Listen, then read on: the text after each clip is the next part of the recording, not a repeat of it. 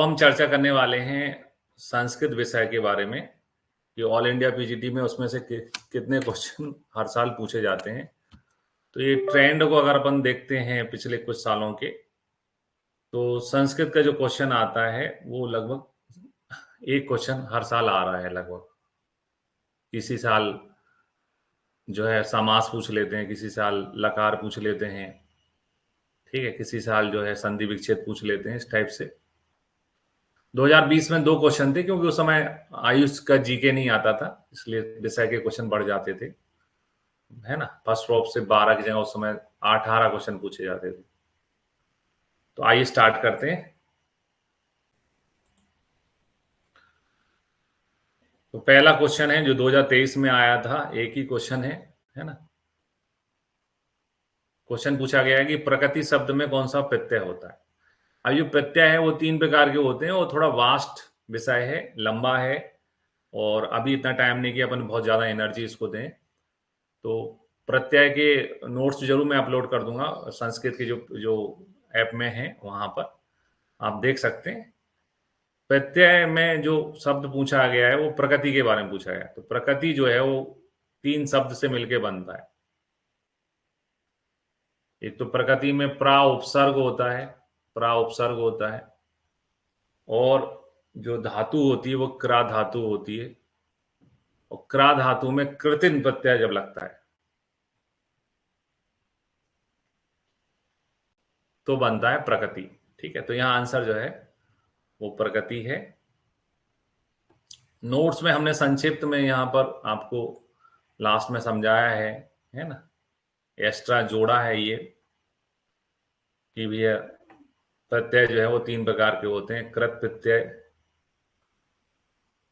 तद्धित प्रत्यय और स्त्री प्रत्यय। अब आते हैं सेकंड क्वेश्चन में। सेकंड क्वेश्चन में ये पूछ समास के बारे में है, 2022 में आया था। निम्नलिखित में कौन सा शब्द द्वंद्व समास का उदाहरण है।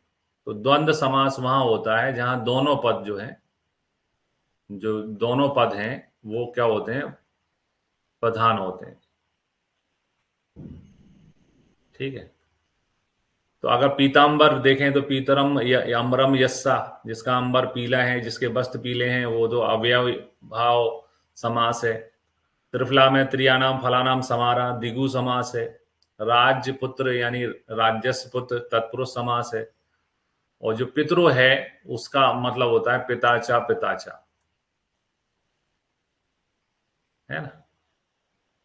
पितर का द्विवचन है, पितरो द्विवचन है। तो यह आंसर जो है वो क्या है, द्वंद्व समास का आंसर क्या है, पितरो, है ना।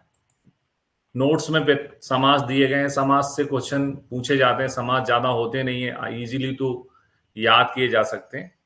तो समास में थोड़ा सा आपको पढ़ के जाना है पूरे समास।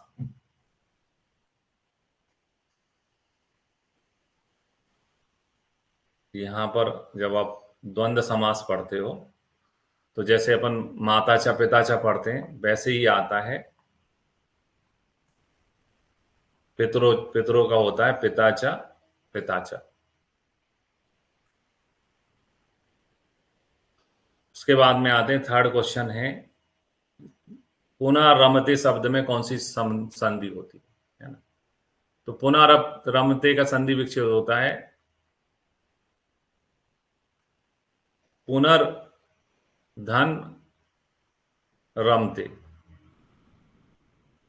और जो संधि होती है इसमें विसर्ग संधि होती है ना। संधियां 3 ही होती है ना। तो उसमें से अच के बाद में हल पढ़ते हैं, हल के बाद में विसर्ग पढ़ते हैं। तो विसर्ग संधि जो हम देखते हैं अपने नोट्स में भी है, उसमें यहाँ पर उदाहरण में लिखा है पुनरारमते।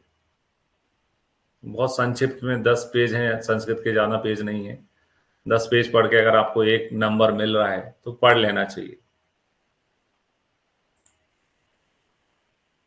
फिर आते हैं, निम्नलिखित में कौन सा एक मध्य पद लोपी जो है समास का उदाहरण है। ठीक है, तो मध्य पद लोपी समास जो है वो है देव ब्राह्मण, क्योंकि देव ब्राह्मण का जो संधि विच्छेद होता है वो होता है देव पूज का, जो देवताओं की पूजा करते हैं वो ब्राह्मण, देव पूज का ब्राह्मण। तो यहां मध्य पद यानी कि जो पूजक शब्द है उसका क्या हो गया, लोप हो गया। तो इसको बोलते हैं मध्य पद लोपी समास, है ना। ठीक, तो यहां देव ब्राह्मण आंसर है। फिर आते हैं भू धातु का लोट लकार में उत्तम पुरुष में, उत्तम यानी थर्ड में, है ना, उत्तम पुरुष में बहुवचन रूप क्या होता है।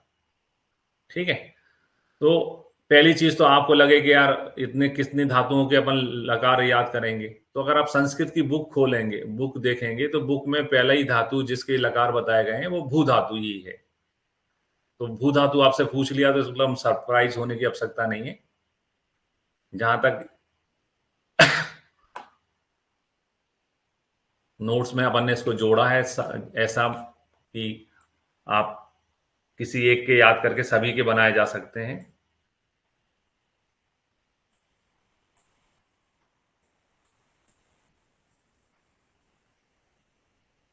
तो यहां देखिए जैसे हमने लट के बनाए हैं, लोट के बताए हैं। ठीक है, तो क्वेश्चन में अपन से किसके पूछे जा रहे हैं, क्वेश्चन में पूछे जा रहे हैं लोट के। तो लोट लकार में जो उत्तम पुरुष होता है उसके होते हैं आनी, है आनी, आव, आम, यानी कि भवानी, यहां पर आनी का मतलब क्या निकलेगा, भू धातु पढ़ रहे हैं तो भवानी,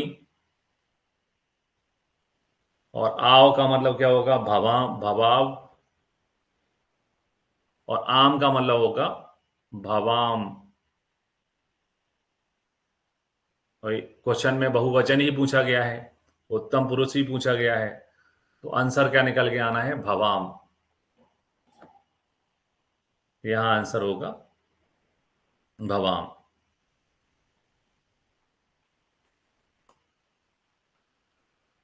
फिर पूछा है what is the meaning of लट लकार, है ना। लट लकार 10 ही लकार होते हैं, उन कौन सा लकार क्या कहलाता है उसको हमने समझाया है, पढ़ाया है आपको, है ना। वर्तमान से लटके, वर्तमान काल लट लकार होता है ना, है ना। ये देखिए वर्तमान काल जो है और लट लकार होता है। तो लकार से क्वेश्चन पूछे जा रहे हैं। फिर आता है which of the following is not included अक प्रत्याहार, अक प्रत्याहार में शामिल नहीं है। तो जब अपन दीर्घ संधि पढ़ते हैं, दीर्घ संधि का सूत्र होता है अका सवर्णे दीर्घ।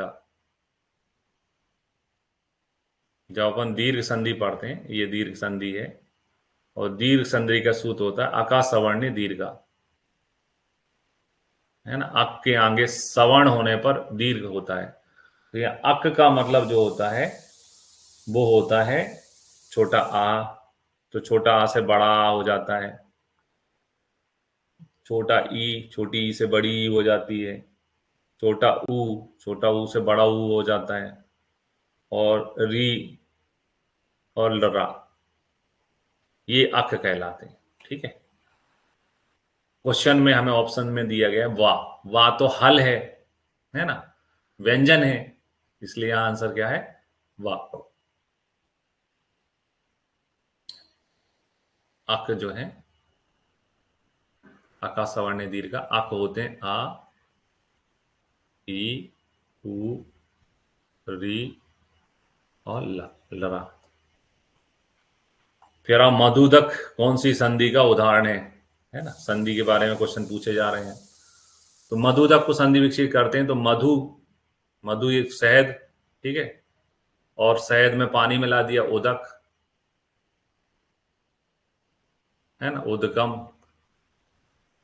छोटा ऊ प्लस बड़ा ऊ के हो जाएगा, है ना, दीर्घ, बड़ा ऊ हो जाएगा। तो ये दीर्घ संधि का उदाहरण है, तो यह आंसर है दीर्घ संधि। फिर आओ आध्यात्मम किसका उदाहरण है, कौन से समाज का, समाज से भी क्वेश्चन पूछे जा रहे हैं अल्टरनेट करके। यहाँ आंसर है ए, आत्मनि समीपम।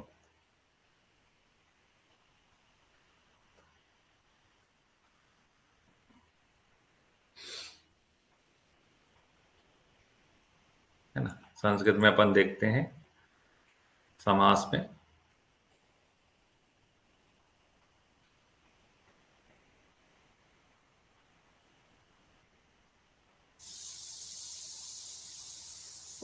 तो अध्यात्म का होता है आत्मनि समीपम।